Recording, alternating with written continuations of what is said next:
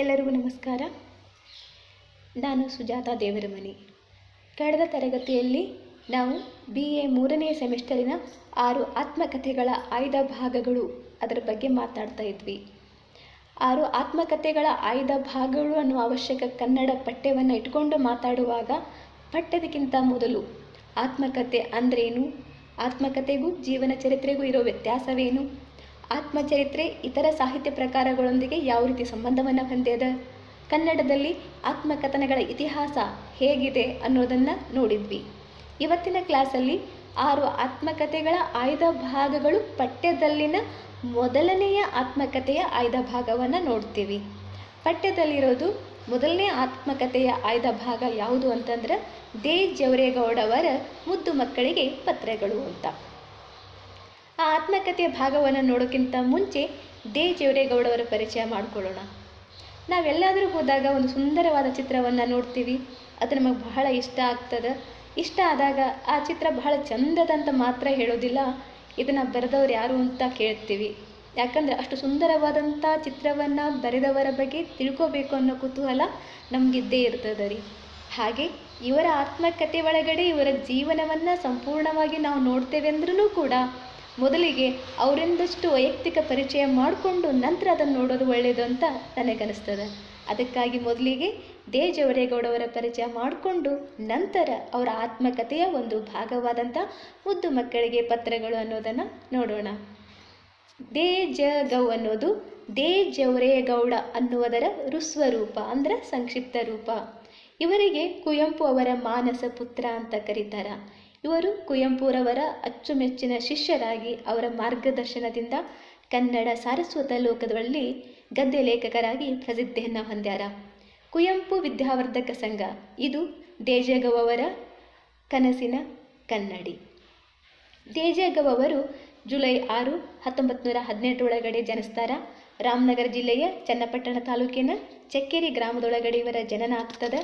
ಇವ್ರ ತಂದೆ ಹೆಸರು ದೇವೇಗೌಡ ಅಂತ, ತಾಯಿ ಹೆಸರು ಚೆನ್ನಮ್ಮ ಅಂತ, ಇವರ ಪತ್ನಿ ಹೆಸರು ಸಾವಿತ್ರಮ್ಮ ಅಂತ.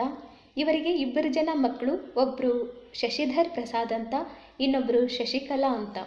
ಇವರು BA ಆನರ್ಸ್ ಪದವಿಯನ್ನು ಹಾಗೂ MA ಪದವಿಯನ್ನು ಪಡ್ಕೊಂಡಾರ. ಇವರು ತಮ್ಮ ಓದು ಮುಗಿದ ನಂತರ ವೃತ್ತಿ ಜೀವನವನ್ನು ಆರಂಭಿಸ್ತಾರೆ. 1946 ಒಳಗಡೆ ಮೈಸೂರು ವಿಶ್ವವಿದ್ಯಾಲಯದ ಅಧ್ಯಾಪಕರಾಗಿ ನೇಮಕಗೊಳ್ತಾರ. 1955ರಲ್ಲಿ ಅಸಿಸ್ಟೆಂಟ್ ಪ್ರೊಫೆಸರ್ ಆಗಿ ಸೇವೆಯನ್ನು ಸಲ್ಲಿಸ್ಯಾರ. 1957 ಒಳಗಡೆ ಮೈಸೂರು ವಿಶ್ವವಿದ್ಯಾಲಯದ ಪರೀಕ್ಷಾಧಿಕಾರಿಗಳಾದರು. 1960ರಲ್ಲಿ ಶಿವಮೊಗ್ಗದ ಸಹ್ಯಾದ್ರಿ ಕಾಲೇಜಿನ ಪ್ರಾಂಶುಪಾಲರಾದರು. 1969ರಲ್ಲಿ ಮೈಸೂರು ವಿಶ್ವವಿದ್ಯಾಲಯದ ಕುಲಪತಿಗಳಾಗಿ ಅಧಿಕಾರವನ್ನು ಸ್ವೀಕರಿಸಿದರು. 1975ರಲ್ಲಿ ಕುಲಪತಿ ಸ್ಥಾನದಿಂದ ಮತ್ತೆ ಪ್ರಾಧ್ಯಾಪಕ ಹುದ್ದೆಗೆ ಮರಳುತ್ತಾರ. 1977 ಒಳಗಡೆ ಇವರು ತಮ್ಮ ಅಧ್ಯಾಪಕ ವೃತ್ತಿಗೆ ರಾಜೀನಾಮೆಯನ್ನು ನೀಡುತ್ತಾರೆ. ಇವರು ಈ ಬೋಧನಾ ವೃತ್ತಿಯನ್ನು ಬಿಟ್ಟು ವಿಶೇಷವಾಗಿ ಮತ್ತೆ ಬೇರೆ ಯಾವ ಸಾಧನೆಯನ್ನು ಮಾಡ್ಯಾರ ಅಂತ ನೋಡಬೇಕಾದ್ರೆ ಇವರು ಮೈಸೂರು ವಿಶ್ವವಿದ್ಯಾಲಯದ ಕುಲಪತಿಗಳಾಗಿದ್ದಾಗ ವಿಶ್ವವಿದ್ಯಾಲಯದಲ್ಲಿ ಅನೇಕ ಹೊಸ ವಿಭಾಗಗಳನ್ನು ಆರಂಭಿಸ್ತಾರೆ. ಪ್ರಾರಂಭಿಸಿದಂತಹ ವಿಭಾಗಗಳು ಯಶಸ್ವಿಯಾಗಿ ಕಾರ್ಯನಿರ್ವಹಿಸುವ ಥರ ನೋಡ್ಕೋತಾರೆ. ಕನ್ನಡ ವಿಶ್ವಕೋಶ, ವಿಷಯ ವಿಶ್ವಕೋಶ ಕರ್ನಾಟಕ, ಇಂಗ್ಲಿಷ್ ಕನ್ನಡ ನಿಘಂಟು, ಸಮಗ್ರ ಕನ್ನಡ ಸಾಹಿತ್ಯ ಚರಿತ್ರೆ, ಕನ್ನಡ ಛಂದಸ್ಸಿನ ಇತಿಹಾಸ ಇಂಥ ಕೆಲವು ಮಹತ್ವದ ಯೋಜನೆಗಳನ್ನು ಹಾಕಿಕೊಂಡು ಅದನ್ನು ಅವರು ಯಶಸ್ವಿಯಾಗಿ ಪೂರೈಸ್ಯಾರ. ಕನ್ನಡದಲ್ಲೇ ಮೊಟ್ಟ ಮೊದಲ ಬಾರಿಗೆ ಅಂದರೆ ಕರ್ನಾಟಕದಲ್ಲೇ ಮೊಟ್ಟ ಮೊದಲ ಬಾರಿಗೆ ಜಾನಪದ ವಸ್ತು ಸಂಗ್ರಹಾಲಯವನ್ನು ಸ್ಥಾಪಿಸಿದಂಥ ಕೀರ್ತಿ ಇವರಿಗೆ ಸೇರ್ತದೆ, ದೇ ಜವರೇಗೌ ಅವರಿಗೆ. ಆ ಜಾನಪದ ಅಧ್ಯಯನಕ್ಕೆ ಒಂದು ತಳಹದಿಯನ್ನು ಕೊಟ್ಟವರು ದೇ ಜವರೇಗೌಡ ಅವರು. ದೇ ಜವರೇಗೌಡ ಅವರ ಅತ್ಯಂತ ಪ್ರೀತಿಯ ವಿಷಯ ಅಂತಂದ್ರೆ ಜಾನಪದ. ಜಾನಪದ ಅಂತಂದರೆ ಅವರಿಗೆ ಬಹಳನೇ ಇಷ್ಟ. ಯಾಕಂದ್ರೆ ಇವತ್ತಿನ ಎಲ್ಲ ಶಿಷ್ಟ ಸಾಹಿತ್ಯಕ್ಕೆ ಆಧಾರವಾಗಿರ್ತಕ್ಕಂಥದ್ದು ಜಾನಪದ. ಆದ್ದರಿಂದಲೇ ಅವರು ಜಾನಪದ ವಸ್ತು ಸಂಗ್ರಹಾಲಯವನ್ನು ಸ್ಥಾಪಿಸಿ ಜಾನಪದ ಅಧ್ಯಯನಕ್ಕೆ ಒಂದು ಅದ್ಭುತವಾದಂಥ ಚಾಲನೆಯನ್ನು ನೀಡ್ತಾರೆ. ಇದು ಅವರ ವಿಶೇಷ ಸಾಧನೆ ಅಂತ ಹೇಳ್ಬೋದು. ಅಷ್ಟೇ ಅಲ್ಲದೆ ಒಳ್ಳೊಳ್ಳೆಯ ನಿಘಂಟುಗಳನ್ನು ಸಿದ್ಧಪಡಿಸಿ ಕೊಡಬೇಕು ಅನ್ನೋ ಯೋಜನೆಯನ್ನು ಹಾಕ್ಕೊಂಡು ಅದನ್ನು ಕೂಡ ಅವರು ಯಶಸ್ವಿಯಾಗಿ ನಿರ್ವಹಿಸ್ತಾರೆ. ಇದು ಕೂಡ ಅವರ ವಿಶೇಷವಾದ ಸಾಧನೆ. ಆಗಲೇ ಪ್ರಸ್ತಾಪ ಮಾಡಿದೆ ನಾನು, ಅವರು ಯಾವ್ಯಾವ ನಿಘಂಟುಗಳನ್ನು ತಯಾರು ಮಾಡೋ ಯೋಜನೆಯನ್ನು ಹಾಕ್ಕೊಂಡು ಯಶಸ್ವಿ ಆಗಿದ್ದಾರೆ ಅಂಥೇಳಿ. ಕನ್ನಡ ವಿಶ್ವಕೋಶ, ವಿಷಯ ವಿಶ್ವಕೋಶ ಕರ್ನಾಟಕ, ಇಂಗ್ಲಿಷ್ ಕನ್ನಡ ನಿಘಂಟು, ಸಮಗ್ರ ಕನ್ನಡ ಸಾಹಿತ್ಯ ಚರಿತ್ರೆ, ಕನ್ನಡ ಛಂದಸ್ಸಿನ ಇತಿಹಾಸ. ಇದು ಇವರ ವಿಶೇಷ ಸಾಧನೆ.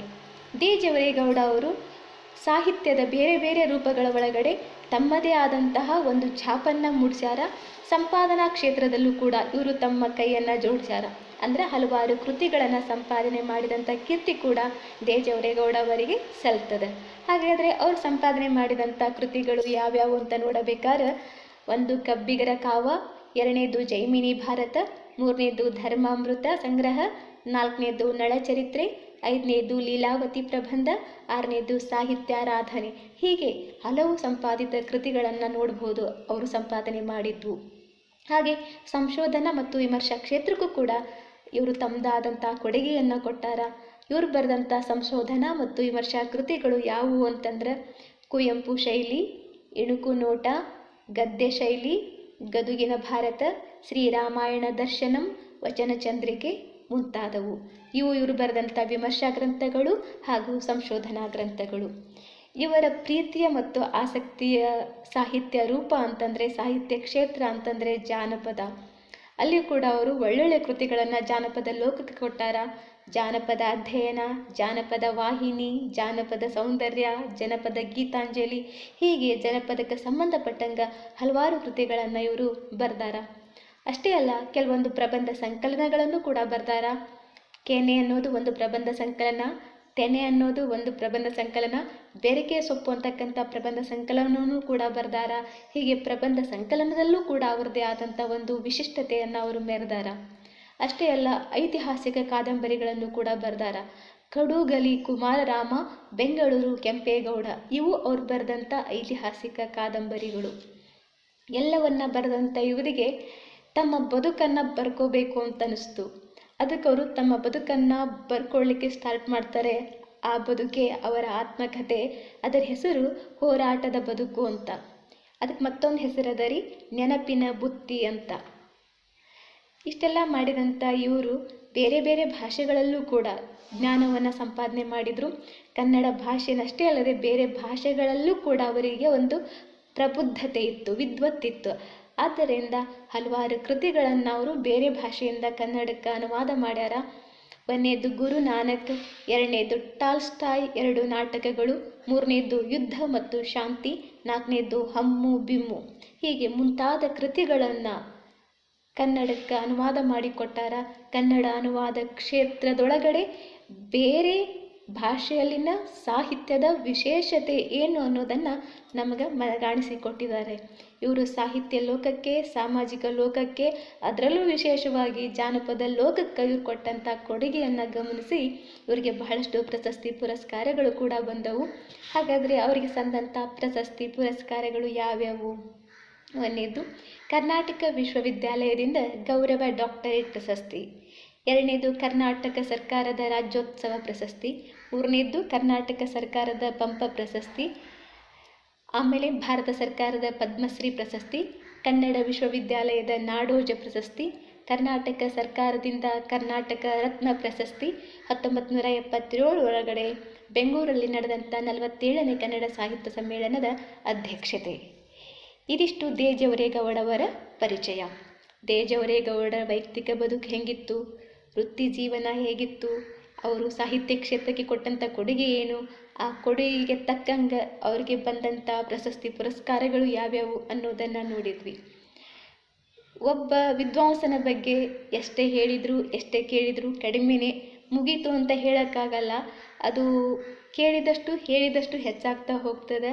ಆದರೂ ಕೂಡ ನಮ್ಮ ಸಿಲೆಬಸ್ಗೆ ತಕ್ಕಂಗೆ ದೇ ಜವರೇಗೌಡವರ ಇಷ್ಟು ಪರಿಚಯವನ್ನು ಮಾಡಿಕೊಂಡು ಮುಂದೆ ಅವರು ಬರೆದಂಥ ಆತ್ಮಕಥೆಯ ಭಾಗಕ್ಕೆ ಬರೋಣ.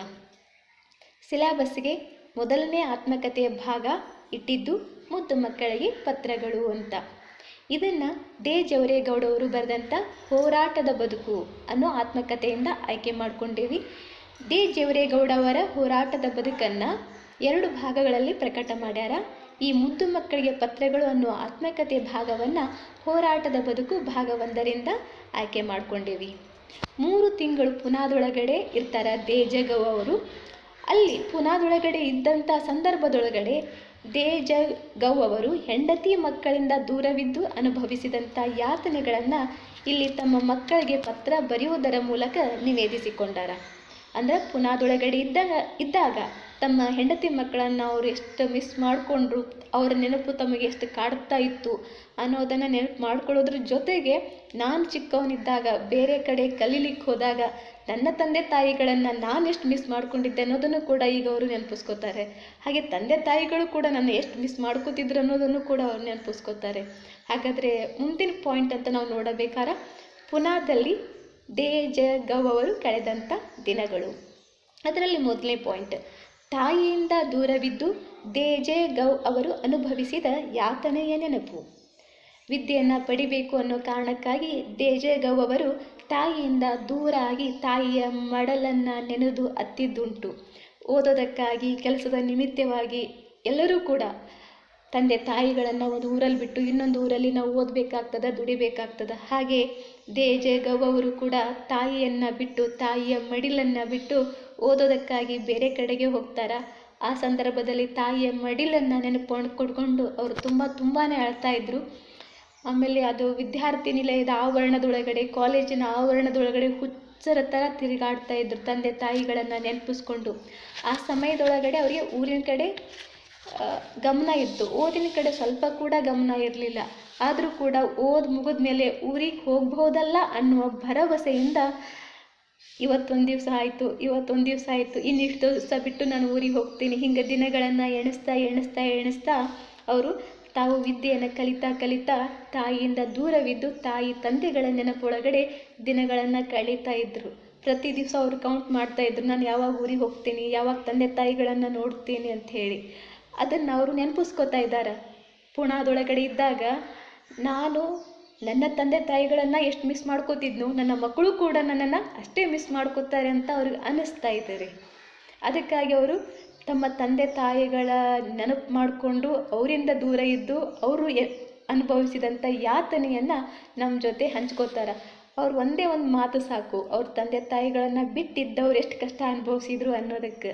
ಯಾವ ಮಾತು ಅಂತಂದರೆ, ವಿಶ್ವವಿದ್ಯಾಲಯದ ಆವರಣದಲ್ಲಿ ಹುಚ್ಚರಂತೆ ತಿರುಗಾಡುತ್ತಿದ್ದರು, ತಾಯಿಯ ಮಡಿಲನ್ನು ನೆನಪು ಮಾಡಿಕೊಂಡು ಅಳುತ್ತಾ ಇದ್ದರು. ತಾಯಿ ಮಕ್ಕಳ ಸಂಬಂಧ, ತಂದೆ ಮಕ್ಕಳ ಸಂಬಂಧ ಅದು ಅದ್ಭುತ. ಮಿಸ್ ಮಾಡ್ಕೋತೀವಿ ಅನ್ನೋದಕ್ಕಿಂತ ಹೆಚ್ಚಾಗಿ ಅದಕ್ಕಿಂತ ದೊಡ್ಡ ಶಬ್ದ, ದೊಡ್ಡ ಫೀಲಿಂಗ್ ಇದೆ. ಬಟ್ ಆ ಫೀಲಿಂಗಿಗೆ ಇರಲಿ. ಇವಾಗ ಎರಡನೇ ಪಾಯಿಂಟ್ ನೋಡೋಣ. ಹೆಂಡತಿ ಮಕ್ಕಳಿಂದ ದೂರವಿದ್ದು ಪುನಾದಲ್ಲಿ ದೇಜಗೌ ಅವರು ಅನುಭವಿಸಿದ ಯಾತನೆ. ಫಸ್ಟಿಗೆ ದೇಜಗೌ ಅವರು ಅವರ ತಂದೆ ತಾಯಿಯಿಂದ ದೂರವಿದ್ದು ಅನುಭವಿಸಿದಂಥ ಯಾತನೆಯ ನೆನಪನ್ನು ನೋಡಿದ್ವಿ. ಇವಾಗ ದೇಜಗೌ ಅವರು ಹೆಂಡತಿ ಮಕ್ಕಳಿಂದ ಪುಣಾದೊಳಗಡೆ ಇದ್ದು ಯಾವ ರೀತಿಯಾಗಿ ಯಾತನೆಯನ್ನು ಅನುಭವಿಸ್ತಾರೆ ಅನ್ನೋದನ್ನು ನೋಡ್ತೀವಿ. ತಮ್ಮ ಮುದ್ದು ಮಕ್ಕಳ ಜೊತೆಯಲ್ಲಿ ಆಡಿ ಪಾಡಿ ಹಾಡಿ ಕುಣಿದು ಇದ್ದಂಥವರು ದೇಜವರೇಗೌಡ ಅವರು. ಇದಕ್ಕಿದ್ದಂಗೆ ಪುನಾಕ್ಕೆ ಹೋದಂಥ ಸಂದರ್ಭ ಬಂದಾಗ ಖಂಡಿತವಾಗಿ ಮಕ್ಕಳನ್ನು ಅವರು ಮಿಸ್ ಮಾಡ್ಕೋತಾರೆ. ತಮ್ಮ ಮುದ್ದು ಮಕ್ಕಳ ಜೊತೆಯಲ್ಲಿ ಆಡಿ ಪಾಡಿ ನಗಿಸಿ ಅಳಿಸಿ ಅವರ ಸುಖ ದುಃಖಗಳನ್ನು, ತಮ್ಮ ಸುಖ ದುಃಖಗಳನ್ನು ನೋಡ್ತಾ ಇದ್ರು. ಮಕ್ಕಳ ಸುಖ ದುಃಖಗಳಿಗೆ ಸ್ಪಂದಿಸ್ತಾ ಇದ್ರು. ತಮ್ಮ ಸುಖ ದುಃಖಗಳನ್ನು ಮಕ್ಕಳ ಹತ್ರ ಹೇಳ್ಕೊಳ್ತಾ ಇರಲಿಲ್ಲ. ಅವರಿಗೆ ಸುಖದ ಕ್ಷಣಗಳನ್ನು ಮಾತ್ರ ತೋರಿಸ್ತಾ ಇದ್ರು, ದುಃಖದ ಕ್ಷಣಗಳನ್ನು ತಾವು ಅನುಭವಿಸ್ತಾ ಇದ್ರು. ಇಂಥ ಟೈಮ್ದಲ್ಲಿ ಮಕ್ಕಳಿಗೆ ಸ್ವಲ್ಪ ನೋವಾದರೂ ಕೂಡ ಅದನ್ನು ತಡ್ಕೊಳ್ತಕ್ಕಂಥ ಶಕ್ತಿ ದೇಜವರೇಗೌಡ ಅವರಿಗೆ ಇರಲಿಲ್ಲ. ಆಕಾಶವೇ ಕಳಿಸಿ ಬಿದ್ದೋರ ಥರ ಅವ್ರು ಆಗ್ತಾಯಿದ್ರು. ಮಕ್ಕಳಿಗೆ ಸ್ವಲ್ಪ ನೋವಾದರೂ ಕೂಡ ಮಕ್ಕಳು ಅಂದರೆ ಅವರಿಗೆ ಅಷ್ಟೊಂದು ಪ್ರೀತಿ ಆಗ್ತಾಯಿತ್ತು. ಯಾವ ಪ್ರಕಾರದಿಂದಲೂ ಸರಿ, ತಮಗೆ ವ್ಯಾಕುಲತೆ ಉಂಟಾದಾಗ ಮಕ್ಕಳ ನಗುಮುಖವನ್ನು ನೋಡಿ ತಮ್ಮ ಎಲ್ಲ ದುಃಖವನ್ನು ಕೂಡ ಅವರು ಮರಿತಾ ಇದ್ರು. ದೇಜಗೌ ಅವರ ದುಃಖವನ್ನು ಮರೆಸುವ ಔಷಧಿ ಯಾರು ಅಂದ್ರೆ ಅಥವಾ ಯಾವುದು ಅಂತಂದ್ರೆ ಅದು ಅವರ ಮಕ್ಕಳ ಮುದ್ದಾದಂಥ ನಗು. ಆ ಥರ ಎಷ್ಟೋ ಸಾರಿ ಮುದ್ದು ಮಕ್ಕಳಿಗೆ ಹೆಂಡತಿಗೆ ಪತ್ರವನ್ನು ಬರೆದು ಸಮಾಧಾನ ಪಡ್ತಿದ್ರೂ ಕೂಡ ಆ ಹೆಂಡತಿ ಮಕ್ಕಳ ವಿರಹವನ್ನು ತಾಳಲಾರದೆ ವ್ಯಸನ ಪಡ್ತಿದ್ರು, ಬೇಜಾರು ಮಾಡ್ಕೋತಾ ಇದ್ರು. ಅವರು ಪತ್ರವನ್ನು ಬರೆಯಬೇಕಾದ್ರೆ ಹಲವಾರು ಬುದ್ಧಿ ಮಾತುಗಳನ್ನು ಮಕ್ಕಳಿಗೆ ಹೇಳ್ತಾ ಇದ್ರು. ಹಾಗಾದರೆ ಪತ್ರದೊಳಗಡೆ ದೇಜಗೌ ಅವರು ಮಕ್ಕಳಿಗೆ ಹೇಳಿದಂಥ ಬುದ್ಧಿ ಮಾತು ಯಾವುದು ಅಂತ. ಅಣ್ಣ, ನೀನು ನಮ್ಮನ್ನು ಬಿಟ್ಟು ಹೋದರೆ ನಮ್ಮನ್ನು ನೋಡ್ಕೊಳ್ಳೋರು ಯಾರು? ಅಂತ ಮಕ್ಕಳು ದೇಜಗವ್ ಅವರಿಗೆ ಕೇಳ್ತಾರ. ಆಗ ದೇಜಗವ್ ಅವ್ರು ಹೇಳ್ತಾರ, ಅವರು ಅದಕ್ಕೆ ಭಯಪಡಬೇಕಾಗಿಲ್ಲ, ನೀವಿನ್ನೂ ಉದಯೋನ್ಮುಖರಾಗುತ್ತಿದ್ದೀರಿ. ಮಕ್ಕಳು ಧೈರ್ಯಶಾಲಿಯಾಗಿ ಪ್ರತಿಭಾಶಾಲಿಯಾಗಿ ನಡಿಬೇಕಾದಂಥ ಅಗತ್ಯ ಅದ. ಇದರ ಏನು ಅಂತಂದ್ರೆ, ನಾನು ಬಿಟ್ಟು ಹೋದ್ಮ್ಯಾಗ ನಮ್ಮನ್ನು ಯಾರು ನೋಡ್ಕೊತಾರಂತ ತಿಳ್ಕೊಂಡು ನೀವು ಚಿಂತೆ ಮಾಡೋ ಅವಶ್ಯಕತೆ ಇಲ್ಲ. ಯಾಕಂದ್ರೆ ನೀವು ಭಯ ಪಡಬೇಕಾಗಿಲ್ಲ, ನೀವಿನ್ನೂ ಉದಯೋನ್ಮುಖರಾಗ ಕುಂತೀರಿ. ಭಯವನ್ನು ಈಗಲೇ ಬೆಳೆಸ್ಕೋಬೇಡಿ, ಧೈರ್ಯಶಾಲಿಯಾಗಿ ಬಾಳಿ ಪ್ರತಿಭಾಶಾಲಿಯಾಗಿ ಬಾಳಿ ನಡೀತಕ್ಕಂಥ ಅಗತ್ಯ ಅದ ಅನ್ನೋ ಮಾತನ್ನು ಹೇಳ್ತಾ ಇದ್ರು. ಅಷ್ಟೇ ಅಲ್ಲ, ನಿಮ್ಮಲ್ಲಿ ಧೈರ್ಯ, ಆತ್ಮಪ್ರತ್ಯಯ, ಸ್ವಾವಲಂಬನೆ ಬೆಳಿಬೇಕು. ನಿಮ್ಮ ಅಧೈರ್ಯಕ್ಕೆ ತಂದೆ ತಾಯಿಗಳ ನಿಮ್ಮ ಮೇಲಿಟ್ಟಂಥ ಹೆದರಿಕೆ, ಅತಿ ಮಮತೆಗಳೇ ಮೂಲ ಕಾರಣ ಆಗ್ತವು. ಮಂಥರೆ, ಭರತ ಮತ್ತು ಕೈಕೇಯಿಯ ಮೇಲಿದ್ದ ವಿಶೇಷ ವಾತ್ಸಲ್ಯಗಳೇ ಇಡೀ ರಾಮಾಯಣಕ್ಕೆ ಕಾರಣ ಆದವು. ಮಂಥರೆಗೆ ಭರತ ಮತ್ತು ಕೈಕೇಯಿಯ ಮೇಲೆ ವಿಶೇಷವಾದ ವಾತ್ಸಲ್ಯ ಇಲ್ಲದೆ ಹೋಗಿತ್ತಂದ್ರೆ ಇವತ್ತು ರಾಮಾಯಣ ಸಂಭವಿಸ್ತಾ ಇರಲಿಲ್ಲ. ರಾಮಾಯಣ ಸಂಭವಿಸಿದ್ದೇ ಮಂಥರೆ ಕೈಕೇಯಿ ಮತ್ತು ಭರತನ ಮ್ಯಾಗ ವಿಶೇಷವಾದಂಥ ಪ್ರೀತಿಯನ್ನು ಇಟ್ಟಿದ್ದಕ್ಕೆ ಅಂತ ಹೇಳಿ, ಅತಿ ಮಮತೆನೂ ಒಳ್ಳೆಯದಲ್ಲ, ಅತಿ ಮಮತೆ ಕೆಟ್ಟದ್ದೂ ಅಲ್ಲ, ಅದು ಎಷ್ಟಿರಬೇಕೋ ಅಷ್ಟಿರಬೇಕು ಅಂತ ಹೇಳ್ತಾ ಇದ್ರು ದೇಜಗವ್ ಅವರು ತಮ್ಮ ಮಕ್ಕಳಿಗೆ. ಅತಿ ಮಮತೆ ಒಳ್ಳೆಯದೂ ಹೌದು, ಅತಿ ಮಮತೆ ಕೆಟ್ಟದ್ದೂ ಹೌದು. ಅದಕ್ಕೆ ಅತಿ ಅನ್ನೋದು ಯಾವಾಗಿದ್ರೂ ಡೇಂಜರೇ. ಅತಿ ಆದರೆ ಅಮೃತ ಕೂಡ ವಿಷ ಅಂತ ಹೇಳ್ತಾರಲ್ಲ, ಹಾಗೆ ಈ ಮಾತನ್ನು ದೇಜಗವ್ ಅವರು ತಮ್ಮ ಮಕ್ಕಳಿಗೆ ತಿಳಿಸ್ತಾ ಇದ್ರು. ಪುಣಾದೊಳಗಡೆ ದಿನನಿತ್ಯ ಸಣ್ಣ ಸಣ್ಣ ಸಂಗತಿಗಳು ಮತ್ತು ಕುಟುಂಬ ಜೀವನದ ಸೆಳೆತ ಅವರಿಗೆ ಹೇಗೆ ಇತ್ತು ಅನ್ನೋದನ್ನು ಇಲ್ಲಿ ನಾವು ನೋಡ್ತೇವೆ. ಪುಣಾದೊಳಗಡೆ ದೇಜಗವ್ ಅವರು ಉಳಿದುಕೊಳ್ಳೋದಕ್ಕಾಗಿ ನಗರದಿಂದ ಸ್ವಲ್ಪ ದೂರ ಇದ್ದಂಥ ಒಂದು ಹಳೆಯ ಮನೆಯನ್ನು ಮಾಡಿದ್ರು. ಮೋಸ್ಟ್ಲಿ ದೇಜಗವ್ ಅವರು ಸಂಸಾರ ಸಮೇತ ಬರಬಹುದಂಥೇಳಿ ಸಣ್ಣದೊಂದು ಬಾಡಿಗೆ ಮನೆಯನ್ನು ಗೊತ್ತು ಮಾಡಿದ್ರು. ಆ ಮನೆ ವಾಸಕ್ಕೆ ಅಷ್ಟೊಂದು ಅನಾನುಕೂಲ ಇತ್ತು, ಅಷ್ಟೊಂದು ಅನುಕೂಲವಾಗಿರಲಿಲ್ಲ. ಆದರೂ ಆ ಮನೆಯ ಒಂದು ಕೊಠಡಿ ಒಳಗಡೆ ದೇಜಗವ್ ಅವರು ಉಳ್ಕೊಂಡಿದ್ರು. ಹೋಟೆಲಿನ ಊಟ ಅವರಿಗೆ ಸುಮಾರಾಗಿತ್ತು, ಅಷ್ಟಾಗಿ ಊಟ ಅವ್ರಿಗೆ ಹೊಂದಿಕೆ ಆಗ್ತಿರಲಿಲ್ಲ. ಸ್ನಾನಕ್ಕೂ ಅನುಕೂಲ ಇರಲಿಲ್ಲ. ಅದರಲ್ಲೂ ಅವ್ರಿಗೆ ಭಾಷಾ ಸಮಸ್ಯೆನೂ ಕಾಡ್ತಾ ಇತ್ತು. ಪುಣಾದೊಳಗಡೆ ಎಲ್ಲಿ ನೋಡಿದರೂ ಸರಿ ಮರಾಠಿ ಮತ್ತು ಹಿಂದಿ ಮಾತಾಡೋರೇ ಇರ್ತಿದ್ರೆ ವಿನಃ ಕನ್ನಡ ಮಾತಾಡೋರು ಇರ್ತಿದ್ದಿಲ್ಲ. ಆದರೆ ದೇಜಗವ್ ಅವರಿಗೆ ಈ ಎರಡು ಭಾಷೆಗಳು ಕೂಡ ಗೊತ್ತಿರಲಿಲ್ಲ. ಹೀಗಾಗಿ ಪುಣಾದಲ್ಲಿ ದೇಜಗವ್ ಅವರಿಗೆ ಭಾಷಾ ಸಮಸ್ಯೆ ಕೂಡ ಕಾಡ್ತು. ಊಟ ಸಮಸ್ಯೆ, ಸ್ನಾನದ ಸಮಸ್ಯೆ, ಭಾಷಾ ಸಮಸ್ಯೆ, ವಾಸ್ತವ್ಯದ ಸಮಸ್ಯೆ, ಹೀಗೆ ಹಲವು ಸಮಸ್ಯೆಗಳನ್ನು ಅಲ್ಲಿ ಅವರು ಎದುರಿಸಿದರು. ಅದನ್ನೆಲ್ಲ ಎದುರಿಸಬೇಕಾದ್ರೆ ಅವರು ಎಲ್ಲೋ ಒಂದು ಕಡೆ ಅವರ ಕುಟುಂಬ ಜೀವನ ಅವರನ್ನು ಸೆಳೀತಾ ಇತ್ತು. ಸಂಸ್ಕಾರಗೊಂಡಂಥ ಮಮತೆ ವ್ಯಾಮೋಹಗಳೇ ಪ್ರೇಮ ವಾತ್ಸಲ್ಯಗಳು ಅಂತ ಹೇಳ್ತಾರೆ. ಸಂಸ್ಕಾರಗೊಂಡ ಮಮತೆ ವ್ಯಾಮೋಹಗಳೇ ಪ್ರೇಮ ವಾತ್ಸಲ್ಯಗಳು. ಮಮತೆಗೆ ಸಂಸ್ಕಾರ ಕೊಟ್ಟಾಗ ಪ್ರೇಮ ಆಗ್ತದ, ವ್ಯಾಮೋಹಕ್ಕೆ ಸಂಸ್ಕಾರ ಕೊಟ್ಟಾಗ ವಾತ್ಸಲ್ಯ ಆಗ್ತದ ಅನ್ನೋದು ದೇಜಗವ್ ಅವರ ಅಭಿಪ್ರಾಯ. ಎರಡೂ ಗುಂಪಿನ ಭಾವನೆಗಳಿಗೂ ಕೂಡ ನಾವು ಖಚಿತವಾಗಿ ಸೀಮಾರೇಖೆಯನ್ನು ಹಾಕೋಕ್ಕಾಗಲ್ಲ. ಇಷ್ಟ ಪ್ರೀತಿ ಅದ, ಇಷ್ಟ ವಾತ್ಸಲ್ಯ ಅದ, ಇಷ್ಟ ವ್ಯಾಮೋಹ ಅದ, ಇಷ್ಟ ಮಮತೆ ಅದ, ಇದನ್ನು ಇಷ್ಟ ಮಾಡಬೇಕು, ಹಿಂಗೆ ಸೀಮಾರೇಖೆಯನ್ನು ಭಾವನೆಗಳಿಗೆ ಹಾಕಲಿಕ್ಕೆ ಆಗೋದಿಲ್ಲ. ಪ್ರೇಮ ವಾತ್ಸಲ್ಯಗಳು ಇಲ್ಲ ಅಂತಂದ್ರೆ ಜೀವನ ಬರಡಾಗ್ತದೆ, ನೀರಸ ಆಗ್ತದೆ. ಆದರೆ ಆ ಪ್ರೇಮ ವಾತ್ಸಲ್ಯಗಳೇ ನಮಗೆ ದುಃಖವನ್ನು ಕೊಡೋ ಹಾಗೆ ಆಗಬಾರ್ದು, ನಮ್ಮನ್ನು ಬಂಧಿಸುವ ಹಾಗೆ ಆಗಬಾರ್ದು. ಆದರೆ ಪ್ರೇಮ ವಾತ್ಸಲ್ಯಗಳ ಮಧ್ಯೆ ಬದುಕಬೇಕು, ಆದರೆ ಪ್ರೇಮ ವಾತ್ಸಲ್ಯಗಳ ಮಧ್ಯೆ ಬಂಧಿತರಾಗಬಾರ್ದು ಅನ್ನೋದು ದೇಜಗವ್ ಅವರ ಅಭಿಪ್ರಾಯ. ಅವ್ರ ಮಕ್ಕಳಿಗೆ ಹೇಳ್ತಾ ಇದ್ರು, ತಂದೆ ತಾಯಿಗಳ ಆಸರೆ ಆಚೆಗೂ ಮಕ್ಕಳು ಸ್ವತಂತ್ರವಾದಂಥ ವ್ಯಕ್ತಿತ್ವವನ್ನು ರೂಪಿಸ್ಕೋಬೇಕು. ಆ ರೀತಿ ವ್ಯಕ್ತಿತ್ವವನ್ನು ರೂಪಿಸ್ಕೊಂಡಾಗ ಮಾತ್ರ ಆತ ಸಮಾಜದಲ್ಲಿ ಉತ್ತಮವಾದಂಥ ಜೀವನವನ್ನು, ಭವಿಷ್ಯವನ್ನು ಕಟ್ಕೊಳ್ಳಿಕ್ಕೆ ಸಾಧ್ಯ ಆಗ್ತದಂಥೇಳಿ ಪತ್ರ ಬರೆಯುವುದರ ಮೂಲಕ ತಮ್ಮ ಮಕ್ಕಳಿಗೆ ಅವರು ಬೋಧಿಸ್ತಾ ಇದ್ರು. ಆ ಕಾಲದ ಕನ್ನಡ ನಾಡು ಹಾಗೂ ಮಹಾರಾಷ್ಟ್ರಗಳ ಸಾಮಾಜಿಕ ಬದುಕಿನ ಸ್ವರೂಪವನ್ನು, ಇಡೀ ಸಾಂಸ್ಕೃತಿಕ ಜೀವನವನ್ನು ದೇಜವರೇಗೌಡ ಅವರು ಮುದ್ದು ಮಕ್ಕಳಿಗೆ ಪತ್ರಗಳು ಅನ್ನೋ ಆತ್ಮಕಥೆ ಭಾಗದಲ್ಲಿ ದಾಖಲಿಸ್ಯಾರ. ಅಲ್ಲಿರ್ತಕ್ಕಂಥ ಒಂದೊಂದು ದಾಖಲೆಯನ್ನು ನೋಡಬೇಕಾದ್ರೆ ನಮಗನಿಸ್ತದ ರೀ, ಆ ಪುಣಾ ನಗರದ ಸಾಂಸ್ಕೃತಿಕ ಜೀವನವೇ ನಮ್ಮ ಕಣ್ಣು ಮುಂದೆ ಬಂದು ನಿಲ್ತದೇನೋ ಅಂತ ಅಷ್ಟು ಚೆನ್ನಾಗಿ ಅವರು ಚಿತ್ರಣವನ್ನು ಪುಣಾ ನಗರದ್ದು ನೀಡಿದ್ದಾರೆ. ಹಾಗಾದರೆ ಮುಂದಿನ ಶೀರ್ಷಿಕೆ ಏನು ಅಂತಂದ್ರೆ, ಪುಣಾ ನಗರದ ಒಂದು ಪಕ್ಷಿ ನೋಟ. ಅವರು ಪುನಾ ನಗರವನ್ನೆಲ್ಲ ಅಡ್ಡಾಡ್ಯಾರ. ಆ ಪುನಾ ನಗರದಲ್ಲಿ ತಾವು ಕಂಡಂತಹ ಕೆಲವೊಂದು ಸ್ಥಳಗಳ ಬಗ್ಗೆ ನಮ್ಮ ಜೊತೆ ಹಂಚ್ಕೊಂಡು ಹೋಗಿದಾರ. ಅವುಗಳ ಬಗ್ಗೆ ನಮ್ಮ ಹತ್ರ ಹೇಳ್ತಾ ಹೋಗ್ಯಾರ. ಹಾಗಾದರೆ ಏನು ಹೇಳ್ಯಾರ? ಒಂದನೇದು, ಪುನಾ ನಗರದಲ್ಲಿ ಒಂದು ಮಾರುಕಟ್ಟೆ ಅದ. ಅದ್ರ ಹೆಸರು ಫುಲೆ ಮಾರುಕಟ್ಟೆ ಅಂತ. ಫುಲೆ ಫುಲೆ ಪ ಪಾ ಪಿ ದೊಡ್ಡ ಫ ಫಾ ಫಿ ಫಿ ಫು ಫು ಫುಲೆ ಮಾರುಕಟ್ಟೆ ಅನ್ನೋದು ಇದು ಪುನಾ ನಗರದ ಬಹಳ ದೊಡ್ಡ ಮಾರುಕಟ್ಟೆ. ಇದಕ್ಕೆ ರಿಷ್ ಮಾರುಕಟ್ಟೆ ಅಂತ ಕೂಡ ಕರೀತಾರೆ. ಪುನಾ ನಗರದಲ್ಲಿ ಜನಸಂದಣಿಯಿಂದ ಕೂಡಿದ ಬಹಳ ದೊಡ್ಡ ಮಾರುಕಟ್ಟೆ ಯಾವುದು ಅಂತಂದ್ರೆ ಅದು ಫುಲೆ ಮಾರುಕಟ್ಟೆ. ಇದಕ್ಕೆ ರಿಷ್ ಮಾರ್ಕೆಟ್ ಅಂತ ಕೂಡ ಕರೀತಾರೆ.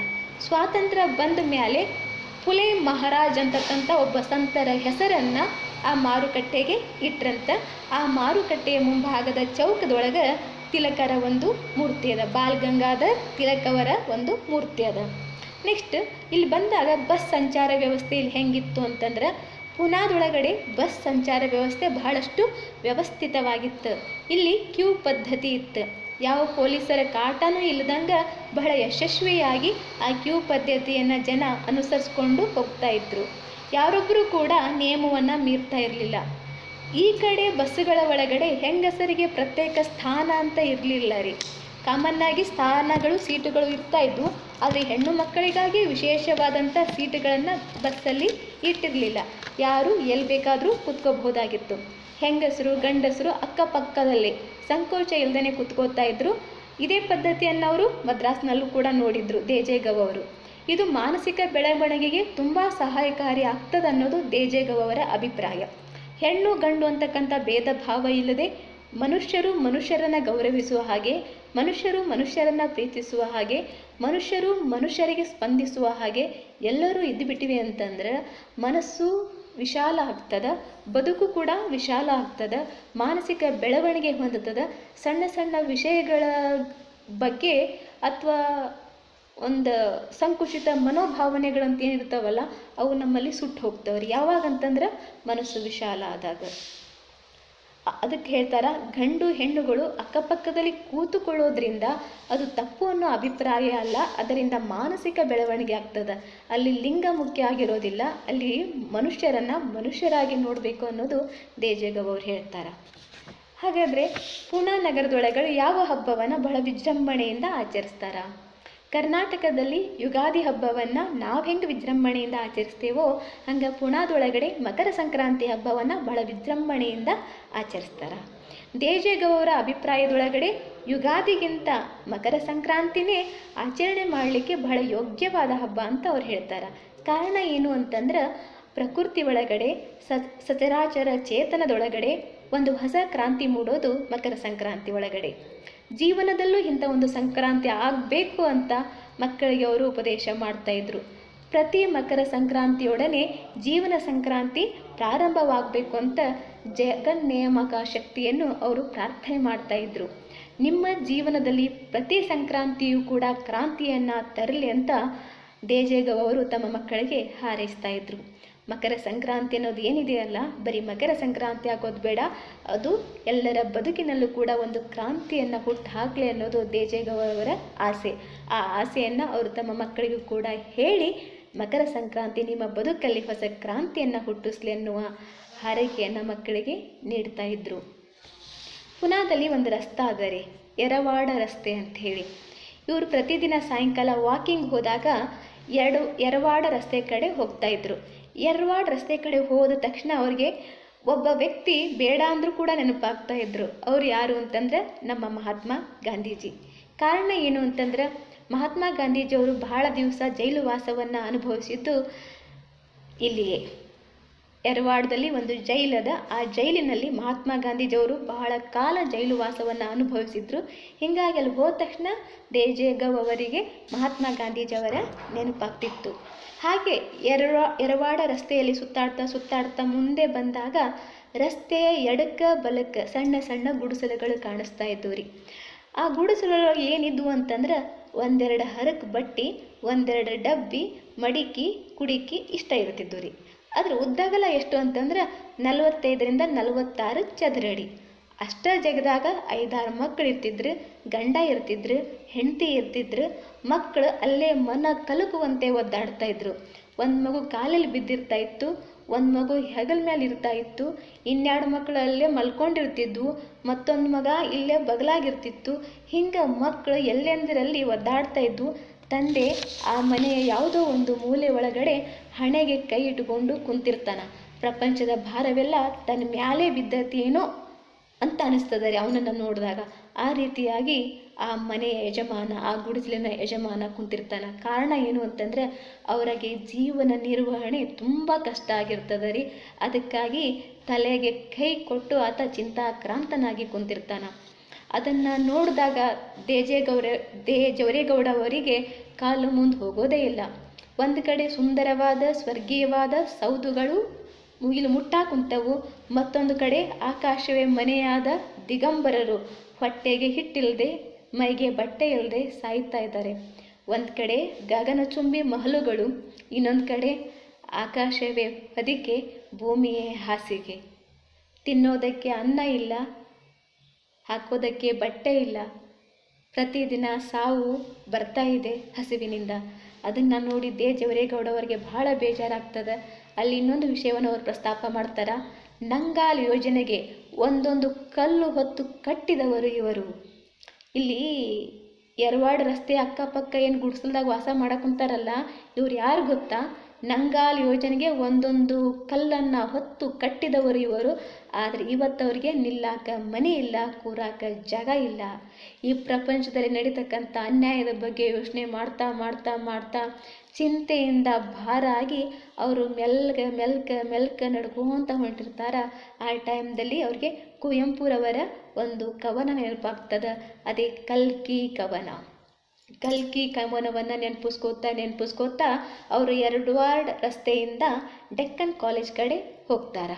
ಆವಾಗ ಅವ್ರು ಹೇಳ್ತಾರೆ, ಧನಿಕರ ಮನೆಗಳು ಒಂದೆಡೆ ನಿಂತಿವೆ, ಬಡವರ ಗುಡಿಸಲು ಒಂದೆಡೆ ನಿಂತಿವೆ. ಒಂದು ಕಡೆ ಧನಿಕರ ಮನೆಗಳು ನಿಂತವು, ಇನ್ನೊಂದು ಕಡೆ ಬಡವರ ಗುಡಿಸಲುಗಳು ನಿಂತವು. ಒಂದು ಕಡೆ ಆಡಂಬರದ ಜೀವನ, ಇನ್ನೊಂದು ಕಡೆ ಅನುಕೂಲವೇ ಇಲ್ಲದಂತಹ ಜೀವನ. ಅದು ನೋಡಿ ಅವರ ಮನಸ್ಸು ಬಹಳ ಕೊರಗ್ತದ. ಆ ಕೊರಗಿನಲ್ಲಿ ಅವರು ಮನೆಗೆ ಬರ್ತಾರೆ. ಮುಂದೆ ಏನಾಗ್ತದ ಅನ್ನೋದನ್ನು ಮುಂದಿನ ತರಗತಿಯಲ್ಲಿ ನೋಡೋಣ. ಇವತ್ತಿನ ತರಗತಿಯನ್ನು ಇಲ್ಲಿಗೆ ಮುಕ್ತಾಯ ಮಾಡೋಣ. ಎಲ್ಲರಿಗೂ ಕೂಡ ತುಂಬ ಹೃದಯದ ಧನ್ಯವಾದಗಳು.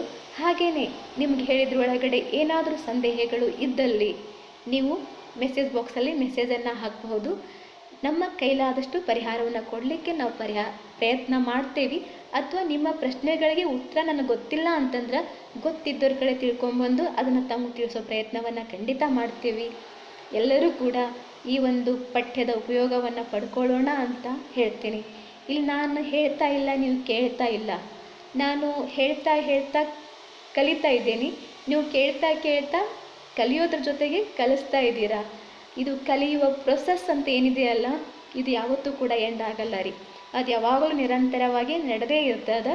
ಸೊ ಇಲ್ಲಿ ನಾವೇನು ಮಾತಾಡ್ತೇವಲ್ಲ, ಇದನ್ನು ಓದಿ ತಿಳ್ಕೊಂಡಿರೋದನ್ನು ನಾನು ನಿಮಗೆ ಹೇಳ್ತೀನಿ. ನೀವು ತಿಳ್ಕೊಂಡಿರೋದನ್ನು ನೀವು ನನಗೆ ಹೇಳ್ತೀರಾ ಅಥವಾ ಇನ್ಯಾರಿಗೂ ಹೋಗಿ ಹೇಳ್ತೀರಾ.